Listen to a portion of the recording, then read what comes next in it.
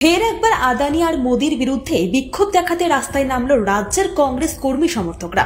বুধবার দেশের অত্যন্ত হাই প্রোফাইল এবং দুই ব্যক্তির বিরুদ্ধে কলকাতার রাজপথে জমায়েত হয় কংগ্রেস।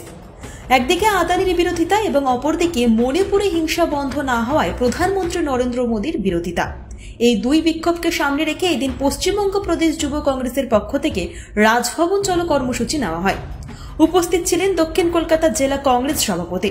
কংগ্রেস কর্মী সমর্থকরা রাজভবনের সামনে এলে শুরু হয় পুলিশের সঙ্গে ধস্তাধস্তি।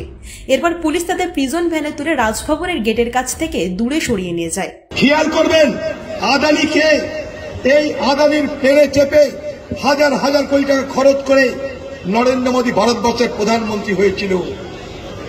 সেই আদানিকে সারা ভারতবর্ষ দিয়ে দেওয়া হয়েছে। আজকে ভারতবর্ষের 1% মানুষের হাতে ভারতবর্ষের 40% সম্পদ মজুদ হয়ে আছে। আজ ভারতবর্ষের 10% মানুষের হাতে ভারতবর্ষের 80% সম্পদ মজুদ হয়ে আছে।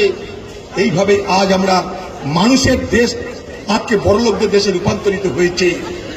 তার জন্য রাহুল গান্ধী বারবার করে বলেছে, আমরা কোন শিল্পপতির বিরুদ্ধে নয়, আদানি আম্বানির বিরুদ্ধে নয়। আমরা কিসের বিরুদ্ধে? আমরা বিরুদ্ধে হচ্ছি যে সরকারি মদতে একটা পরিবারকে কেন খাতির করা হবে, আমরা তার বিরুদ্ধে। गुलशन जब मुस्कुराता है, कांग्रेस जब मचल जाती तब तूफान मचल जाती, कांग्रेस जब बदल जाती तब इतिहास बदल जाती।